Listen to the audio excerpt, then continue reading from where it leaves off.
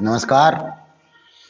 आज अपन 9th class में व्याकरण में समास के बारे में पढ़ रहे हैं। तो सबसे पहले आता है कि समास का शाब्दिक अर्थ होता है समेटना, निकट लाना, पास बैठाना या संक्षिप्त करना। यानी कि समास का मतलब भी संक्षिप्त करना है। संक्षिप्तीकरण की मानवीय प्रवृत्ति समास की जननी है।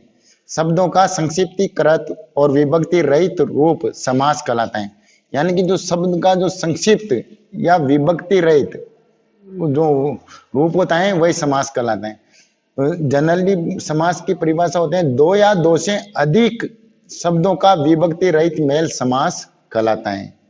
संक्षिप्तीकरण की प्रक्रिया में जब दो शब्दों को परस्पर निकट लाया जाता है तो उनकी मध्यवर्ती विभक्तियों का लोप हो जाता है। यानी कि जो निकट लाया जाता है तो उनके बीच में जो विभक्ति होती हैं वह लोप हो जाती हैं, जिसे व्याकरण में समास के नाम से जाना जाता है। जैसे आत्मा पर निर्भर, तो आत्मनिर्भर, यहाँ पर विभक्ति का लोप हो गया। रण में वीर तो रणवीर, धनु और बाण तो धनुर्बाण, पत्नी पीड़ित पत्नी से पीड़ित। तो इसमें प्रथम पद और उत्तर पद, प्रत्येक समास में दो पद होते हैं, पूर्व पद या प्रथम पद, उत्तर पद। इन्हें प्रथम व द्वितीय पद भी कहते हैं। समासीकरण से बना नया शब्द समस्त पद कहलाता है। जो समासीकरण के बाद में जो शब्द बनता है वह समस्त पद कहलाता है। सामासिक पद को विस्तार देने की प्रक्रिया समास विग्रह कहलाती है। यानी कि समास पद का जो विग्रह किया जाता है, उनको विस्तार दिया जाता है, तो वह समास विग्रह कहलाती है। समास के भेद, अब आता है समास के भेद। जनरली समास के 6 भेद होते हैं, पर पद की प्रधानता के आधार पर समास के 4 भेद माने गए हैं। यानी कि पूर्व पद व प्रथम पद प्रधान समास अव्ययभाव, जिसमें प्रथम पद प्रधान होता है वह अव्ययभाव समास होता है। उत्तर पद या द्वितीय पद प्रधान समास, जिसमें द्वितीय पद प्रधान होता है उसमें होता है तत्पुरुष, द्विगु, क्रमधारय।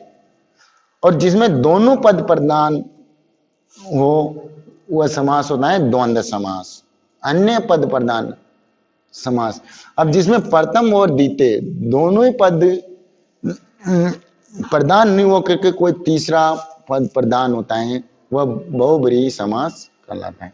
सामान्यतः समास के 6 भेद होते हैं: द्विगु समास, द्वंद्व समास, अव्ययभाव समास, तत्पुरुष समास, क्रमधारय समास और बहुब्रीहि समास।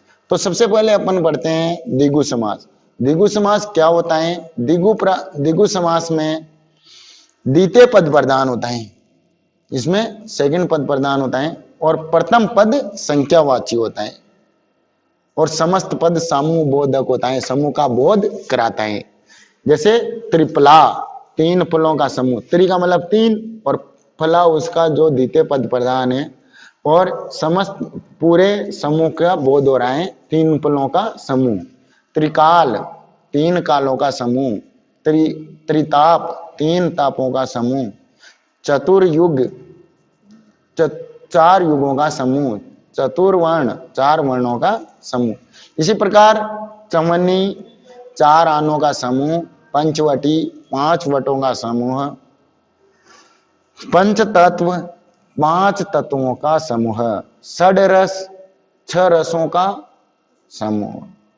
षड्दर्शन, 6 दर्शनों के समूह।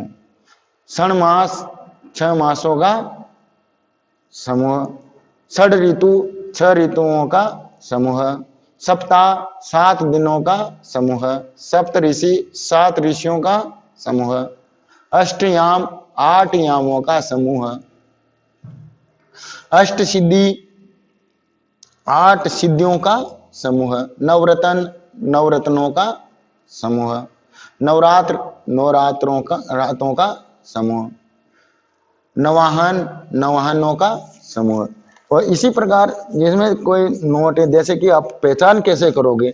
यदि प्रथम पद संख्यावाची हो, विशेषण हो, अगर प्रथम पद संख्यावाची हो, विशेषण हो, यानी कि विशेषता प्रकट कर रहा हो, किंतु समस्त पद समूह बोधक नहीं हो करके व्यक्ति बोधक हो, किंतु जो उसका समस्त पद है वह समूह का बोध नहीं करा करके एक व्यक्ति विशेष का बोध कराता है, तो वहां पर बहुब्रीहि समास होगा, न कि द्विगु समास। जैसे त्रिनेत्र, तीन ये नेत्र जिसके, तो तीसरा पद जो अन्य पद समस्त पद आएगा त्रिनेत्र में कौन आएगा? शिव जी। चतुर्भुज, चार है भुजा, और चतुरानन, चार है आनंद जिसके। पंचमुख, षडवदन, 10 ग्रीव। तो दूसरा जो इसका नोट है, जहां नव उपसर्ग का प्रयोग नए के अर्थ में हो गया किया गया हो, वहां पर क्रमधारय होगा। अगर जहां नव का मतलब नौ होता है पर नव का मतलब नया हो, वहां नए के अर्थ में होता है, तो वहां पर क्रमधारय समास होता है। जैसे नवयुग, नया युग, नवाचार, नवाचार, नव प्रभात, नया प्रभात, नवागत, नया आने वाला। दूसरा समास आता है अपना द्वंद्व समास। वह समास जिसमें दोनों पद प्रधान हो तथा दोनों पदों के मध्य और या का लोप हो, या तो और या का लोप हो, द्वंद्व समास कहलाता है। जैसे प्रथम पद और द्वितीय पद जिसमें दोनों पद प्रधान हो और जो उनके बीच में जो भी दोनों के मध्य और या का लोप हो, तो द्वंद्व समास कहलाता है। धनुर्बाण, धनु और बाण, सत्या सत्य, तो इसका विग्रह क्या होगा? सत्य और असत्य। अरनिश, अर और निशा, यानी कि दिन और रात। दिवारात, दिवा और रात्र। गुण अवगुण, तो इसका विग्रह होगा गुण और अवगुण। शास्त्रार्थ, शस्त्र और अशस्त्र। शीतोष्ण, शीत और उष्ण। श्वेत व श्वेत श्याम, श्वेत और श्याम। पाप पुण्य, पाप और पुण्य। लाभ हानि, लाभ और हानि। जन्म मरण, जन्म और मरण। सिद्धि, रिद्धि सिद्धि, रिद्धि और सिद्धि। शुभ लाभ, शुभ लाभ का विग्रह होगा शुभ और लाभ। लव कुश, लव और कुश। भीमार्जुन, भीम और अर्जुन। कृष्णा अर्जुन, कृष्ण और अर्जुन। राम, रावण, राम और रावण। गौरी शंकर, गौरी और शंकर। गौरी पार्वती को बोलते हैं, शंकर शिव जी को बोलते हैं, इसलिए उनका नाम होता है गौरी शंकर। लक्ष्मी नारायण, लक्ष्मी और नारायण। दिन रात, दिन और रात। मैल, मैल और झोल। लेका जोका, लेका और जोका। पावबाजी, पाव और बाजी। 31, 1 और 30। 53, 3 और 50। सुख दुख, सुख और दुख। देवासुर, देव और असुर। अब तीसरा जो समास आता है अपना अव्ययभाव समास। अव्यय का मतलब होता है जिसको लिंग वचन के आधार पर उसमें कोई प्रभाव उत्पन्न नहीं होता है, यानी कि उसके लिंग और वचन बदलने से उसमें कोई विकार उत्पन्न नहीं होता है।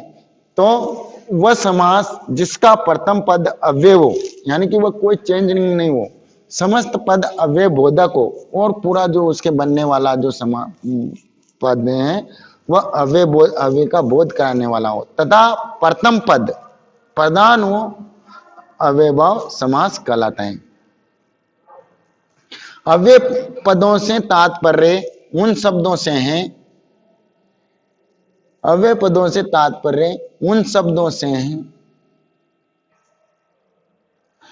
जिनके रूप में लिंग वचन आदि के प्रभाव से कोई विकार नहीं आता है। समस्त उपसर्ग अव्यय होते हैं, जितने भी अपने हिंदी में उपसर्ग होते हैं वह अव्यय होते हैं, अतः उपसर्ग युक्त शब्दों में अव्ययभाव समास होगा। जितने भी अपन उपसर्ग पढ़ते हैं उनमें सब में अव्ययभाव समास विद्यमान होता है। जैसे अकारण, अकारण का अगर विग्रह किया जाए तो बिना कारण या कारण रहित तो होता है। अनावश्यक, आवश्यकता रहित। अनाधिकार, अधिकार रहित। निर्विरोध, बिना विरोध के। निराधार, बिना आधार। बेबुनियाद, बिना बुनियाद। प्रत्यक्ष, अक्षी के सामने, जो अपने सामने प्रत्यक्षदर्शी होता है तो अपने सामने होता है। प्रोक्ष, अक्षी से परे। प्रत्याशा, आशा के बदले आशा, प्रत्यारोपण, आरोप के बदले आरोप, प्रतिहिंसा, हिंसा के बदले हिंसा, प्रत्युपकार, उपकार के बदले उपकार,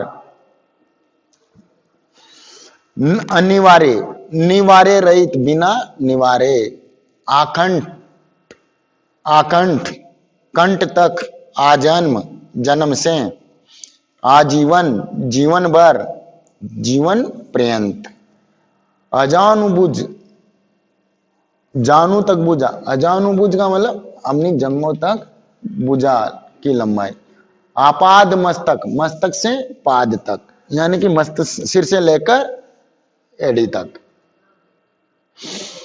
यथार्थ, जैसा अर्थ, यथा साधे, जितना साधे, यथा संभव, जितना संभव, अपवाद, अब इसमें कुछ अपवाद भी हैं अव्ययभाव समास के, जो जैसे सु, कु, दु, दुस, सत, बद आदि उपसर्गों से युक्त शब्दों में कर्मधारय समास होता है। जैसे पर अपने कहा है कि उपसर्गों में जितने भी उपसर्ग होते हैं उनमें अव्ययभाव समास होता है, पर इनमें कुछ उपसर्ग हैं जिनमें ये अपवाद हैं। जैसे सु, कु, दुर, दुस, सत, बद आदि उपसर्गों से युक्त शब्दों में कर्मधारय समास होता है, क्योंकि ये उपसर्ग विशेषण के रूप में प्रयुक्त किए जाते हैं, क्योंकि ये विशेषण के रूप में प्रयुक्त किए जाते हैं।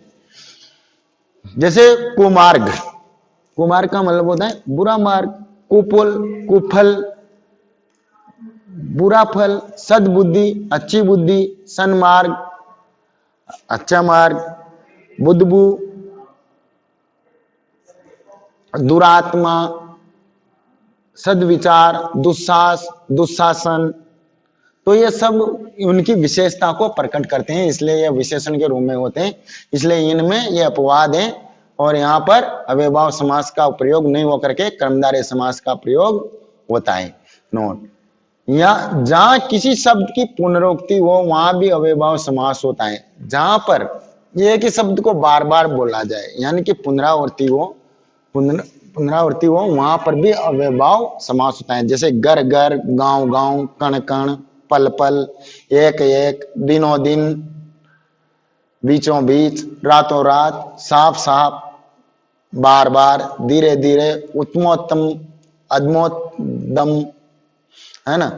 तो यहां पर भी अव्ययभाव समास होता है। तो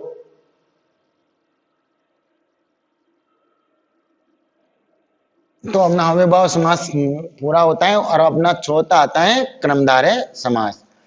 कर्मधारय समास की जो विशेषताएं हैं वह समास जिसके दोनों पदों के मध्य उपमेय और उपमान अथवा विशेषण और विशेष्य का संबंध पाया जाता है। यानी कि उपमेय और उपमान, उपमेय का मतलब होता है जिसकी तुलना की जाए और उपमान का मतलब होता है जिससे उसकी तुलना की जाए। तो वहां पर कर्मधारय समास होता है, यानी कि वह समास जिसके दोनों पदों के मध्य उपमेय और उपमान अथवा विशेषण और विशेष्य का संबंध पाया जाता है, कर्मधारय समास कहलाता है। उपमेय जिसकी तुलना की जाए और उपमान जिससे तुलना की जाए। जैसे चंद्रवदनी, चंद्रवदनी, तो चंद्र का मतलब होता है चंद्रमा और वदन का मतलब होता है मुख, तो इससे होता है चंद्रवदनी, यानी कि चांद्र के समान मुख वाली।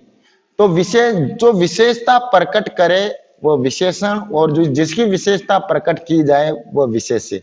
जैसे कलह प्रिया, कलह प्रिया का मतलब होता है कलह उत्पन्न करने वाले। अब इसके कुछ उदाहरण है। सदाचार, अच्छा है आचरण जिसका। सदाचार का मतलब क्या होता है? अच्छा है आचरण जिसका। तो यहाँ विशेषता बता रहा है। भ्रष्टाचार, भ्रष्ट है जो आचरण। नवाचार, नया है जो आचरण। शिष्टाचार, शिष्ट है जो आचरण, क्योंकि इनकी विग्रह करने पर यह होता है। महानगर, मान है जो नगर, महात्मा महान है जिसकी आत्मा, महर्षि महान है जो ऋषि, शब्दासर बाण के समान शब्द, यानी कि सर बाण को बोलते हैं, तो शब्दासर का मतलब जिसके ऐसे शब्द जिसे बाण के समान हो। अमृतवाणी अमृत के समान वाणी, भुज दंड दंड के समान भुजा या दंड जैसी भुजा है। सिंधु हृदय सिंधु के समान है जिसका हृदय, सिंधु मतलब होता है समुद्र, और समुद्र के समान जिसका हृदय होता है बहुत विराट, तो वहां पर कुसुम हृदय कुसुम के समान है जिसका हृदय, वज्र वज्र के समान है जिसका हृदय, पाषाण हृदय पाषाण कहते हैं पत्थर को, और जिसका हृदय पत्थर के समान होता है वह पाषाण हृदय कहलाता है। भग्न हृदय भग्न का अर्थ होता है खंडित, जिसका हृदय खंडित हो।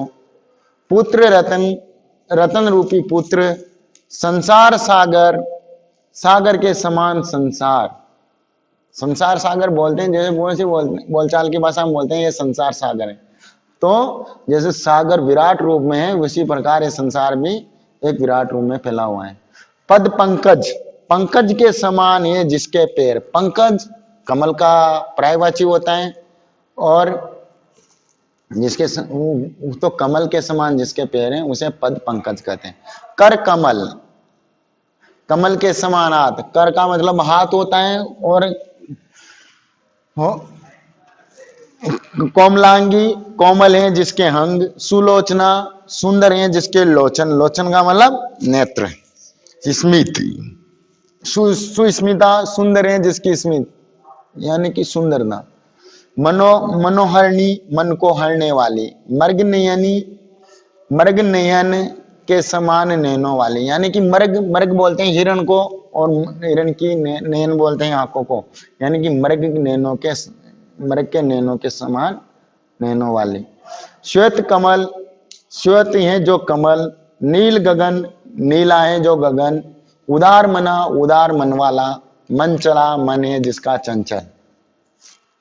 तो कर्मधारय समास की यह की विशेषता है कि इसमें विशेष या विशेषण या उपमेय या उपमान का प्रयोग होता है, और अपना जो पांचवा जो ये आता है समास वह है बहुब्री। बहुब्री समास के बारे में जैसे शुरू में बताया गया है कि वह समास जिसमें दोनों पद प्रधान नहीं हो करके कोई अन्य पद प्रधान हो वहां पर बहुब्री समास होता है, यानी कि जिसमें प्रथम पद और द्वितीय पद दोनों में से कोई पद प्रधान नहीं होता है और उसका तीसरा अर्थ निकले, वहां पर बहुब्री समास होता है। बहुब्री समास युक्त पद किसी व्यक्ति विशेष या देव विशेष के लिए रूढ़ होता है, यानी कि वह किसी व्यक्ति विशेष या देव विशेष के लिए रूढ़ हो गया है, यानी कि अब उसको यही मानेंगे। जैसे एक दंत एक है दंत जिसके, अब जिसको अपन बोलते हैं कि एक दंत किसको बोलते हैं तो गणेश जी का नाम आता है। एकांश एक है हाक जिसके, शुक्राचार्य त्र्यंबक तीन है अंबक जिसके शिव, चतुर्भुज चार भुजाएं जिसके विष्णु, चतुरानन चार हैं मुख जिसके ब्रह्मा, पंचामुख पांच हैं मुख जिसके शिव,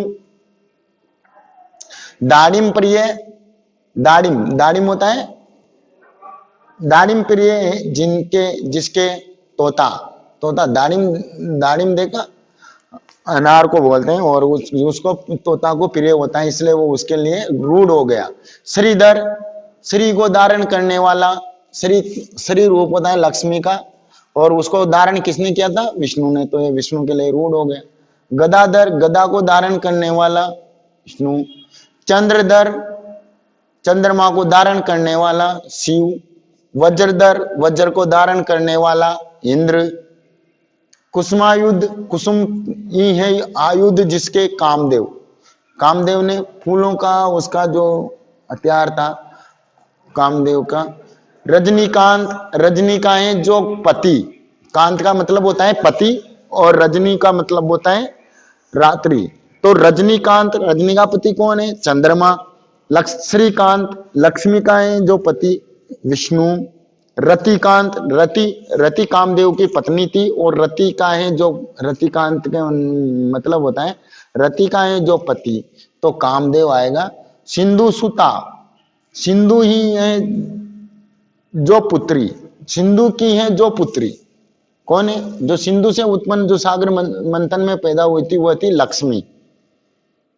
मई तर्णीजा, सूर्य की है जो पुत्री, तर्णी का मतलब होता है सूर्य, और अजा का मतलब होता है पुत्री, तो तर्णीजा का मतलब होता है सूर्य की पुत्री, और सूर्य की पुत्री यमुना को माना गया है, यमुना नदी को। भूसुता, भूमि की है जो पुत्री, जो भूमि से उत्पन्न हुई है, तो भूमि से उत्पन्न कौन हुई है? सीता। मई सुता, मई की है जो पुत्री, मई का मतलब ही पृथ्वी होता है, और इस धरती से जो उत्पन्न हुई है वह सीता है। हिम सुता, जो हिमालय से उत्पन्न हुई है, हिम से उत्पन्न हुई है, हिम की है जो पुत्री पार्वती। भूदेव, भूतों के हैं जो देव शिव। मामना, मदन मोहन मालवीय। लो पुरुष, लो के समान है जो पुरुष, लो पुरुष किसको माना गया है, किसके लिए रूढ़ हो गया है? सरदार पटेल के लिए। लोकनायक, लोक का है जो नायक जेपी नारायण। मदन रिपु, मदन का है जो रिपु, मदन, मदन कामदेव को बोला है, और रिपु का मतलब होता है शत्रु, तो मदन का है जो रिपु, मद्रु, जो मदन का शत्रु था वो कौन था? शिव, जिन्होंने कामदेव को भस्म कर दिया था। मारुति नंदन, मारुति का है जो नंदन मकर ध्वज। वज्रांग, वज्र के समान अंग वाले हनुमान। शाका मृग, वानर। मृगराज, मृगों के हैं जो राजा शेर। शशांक, शश है जिसके गोद में, शशांक चंद्रमा। गंगाधर, गंगा को धारण करने वाले, गंगा किसके लिए रूढ़ हो गए हैं? शिव के लिए। अब अपना नेक्स्ट आता है तत्पुरुष समास, ये शुरू में भी आ सकता था पर इसको लास्ट में रखा है। तत्पुरुष समास वह समास जिसमें द्वितीय पद प्रदान हो और कर्ता व संबोधन के अतिरिक्त अन्य सभी कारकों के कारक चिन्हों का लोप हो जाता है, तत्पुरुष समास कहलाता है। जितने भी आपने कारक समूह कारक पढ़े होंगे, कर्ता, ने, कर्ता, कर्म, करण, संप्रदान, अपादान, संबंध, अधिकरण, संबोधन, तो इनमें कर्ता कारक और संबोधन कारक को छोड़ करके अन्य सभी कारकों के कारक चिन्हों का लोप हो जाता है, तत्पुरुष समास कहलाता है। समासीकरण की क्रिया में जिस कारक का कारक चिन्ह लुप्त होता है उसका नाम तत्पुरुष के पूर्व में लिख दिया जाता है। जैसे कि अगर समासीकरण की क्रिया होती है और उस जिस कारक का कारक समूह चिन्ह लुप्त होता है उसका नाम लिख दिया जाता है। जैसे गुरु दक्षिणा, तो गुरु दक्षिणा का जो विग्रह होगा वो होगा गुरु के लिए दक्षिणा, तो यहां पर संप्रदान देने की इच्छा में हुआ है, देने के उपलक्ष्य में हुआ है, तो संप्रदान तत्पुरुष होगा। कारक बलि, काक के लिए बलि, संप्रदान। ध्यान मगन, ध्यान में मगन, मैं पर यानी कि अधिकरण, तो सामासिक पद व विग्रह व तत्पुरुष समास, तत्पुरुष के भेद। आदमखोर, आदमी को खाने वाला, कर्म तत्पुरुष। शरणागत, शरण को आगत, कर्म। ग्रामागत, ग्राम को आगत, कर्म तत्पुरुष। हस्तगत, हस्त को गत, कर्म तत्पुरुष। जैब को कट, जैब को काटने वाला, कर्म तत्पुरुष। दिल फेंक, दिल को फेंकने वाला, कर्म तत्पुरुष। गगन स्पर्शी, गगन को स्पर्श करने वाला, गगन को स्पर्शी, कर्म तत्पुरुष। बाणाहत, बाण से हाथ, करण तत्पुरुष। तुलसी कृत, तुलसी के द्वारा कृत, करण तत्पुरुष। रेखांकित, रेखा के द्वारा अंकित, करण तत्पुरुष। पद दलित, पद से दलित, करण तत्पुरुष। कष्ट साधे, कष्ट के द्वारा साधे, करण तत्पुरुष। पत्नी पीड़ित, पत्नी से पीड़ित, करण तत्पुरुष। जलावृत, जल से आवृत, करण तत्पुरुष। विधानसभा, विधि के लिए सभा तक, संप्रदान तत्पुरुष। संसद भवन, सांसदों के लिए भवन, संप्रदान तत्पुरुष। पत्नी प्रेम, पत्नी के लिए प्रेम, संप्रदान। हवन सामग्री, हवन के लिए सामग्री, संप्रदान तत्पुरुष। बलि पशु, पशु बलि के लिए पशु, संप्रदान। देवालय, देव के लिए आलय, संप्रदान। रसोई घर, रसोई के लिए घर, संप्रदान। पदच्युत, पद से च्युत, अपादान। यानी कि अलग होने की स्थिति में वहां पर अपादान कारक होता है और उससे बनने वाले जो विग्रह से जो समास है वह अपादान तत्पुरुष। सेवा निवर्त, सेवा से निवृत्त, अपादान तत्पुरुष। जाति बाहर, जाति से बाहर, अपादान। धर्म भ्रष्ट, धर्म से भ्रष्ट, अपादान। रोग मुक्त, रोग से मुक्त, अपादान तत्पुरुष। ऋण, ऋणहीन, ऋण से हीन, अपादान। पदावनत, पद से अवनत, अपादान। रणवीर, रण में वीर, अधिकरण तत्पुरुष। परोपकार, दूसरों पर उपकार या अधिकरण। आत्मनिर्भर, आत्मा में निर्भर, अधिकरण। बुद्धिजीवी, बुद्धि पर जीने वाला, अधिकरण। मुनि श्रेष्ठ, मुनियों में श्रेष्ठ, अधिकरण तत्पुरुष। कवि पुंगव, कवि में पुंगव, यानी कि अधिकरण तत्पुरुष, तत्पुरुष। दुग्ध धारा, दुग्ध की धारा, संबंध तत्पुरुष। गंगा जल, गंगा का जल, संबंध तत्पुरुष। राज रानी, राजा की रानी, संबंध तत्पुरुष। सेना नायक, सेना का नायक, संबंध तत्पुरुष। आत्मो उत्तान, आत्मा का उत्तान, संबंध तत्पुरुष। ग्रामोदय, ग्राम का उदय, संबंध तत्पुरुष। तो वहां पर संबंध कारक होता है और उसके कारण यहाँ पर संबंध तत्पुरुष समास होता है। अब मध्य पदलोपी तत्पुरुष समास होते हैं। कुछ ऐसे तत्पुरुष समास भी हैं जिनका मध्य पद पूरा लुप्त होता है। वह समास जिसमें कारक चिन्हों के साथ मध्य पदलोपी भी मध्य, वह समास जिसमें कारक चिन्हों के साथ मध्य पद का भी लुप्त हो जाए, मध्य पदलोपी समास कहलाता है। इसे लुप्त पद तत्पुरुष भी कहते हैं। इसका दूसरा नाम लुप्त पद तत्पुरुष भी है। जैसे दही बड़ा, दही में डूबा हुआ बड़ा। बैलगाड़ी, यहाँ पूरा का पूरा पद लुप्त हो रहा है इसलिए इसे लुप्त पद तत्पुरुष भी कहते हैं। रेलगाड़ी, बैलगाड़ी, बैलों से चलने वाली गाड़ी। रेलगाड़ी, रेल में चलने वाली गाड़ी। डाक गाड़ी, डाक को जाने वाली गाड़ी। पंचक्की, पानी से चलने वाली चक्की। पवन चक्की, पवन से चलने वाली चक्की। पन बिजली, पानी से बनने वाली बिजली। गर्तान, गर्त में पका हुआ अन्न। वन मानुष, वन में रहने वाला मानुष। पर्णकुटी, पर्ण से बनी हुई कुटी। जल कुंभी, जल में उत्पन्न होने वाली कुंभी, यानी कि जल कुंभी वो होती है जो जल में उत्पन्न होती हैं। अश्रु गैस, अश्रुओं को लाने वाली गैस, यानी कि जिस वैसी गैस जिससे आंसू उत्पन्न होने लग जाए, अश्रु गैस कहलाती है। जलयान, जल में चलने वाला यान। मधुमक्खी, मधु को एकत्रित करने वाली मक्खी। जो मधु या शहद होता है उसको एकत्रित करने वाली जो मक्खी होती है वह मधुमक्खी कहलाती है। नए तत्पुरुष, अब ये एक अलग तत्पुरुष आता है, नए तत्पुरुष।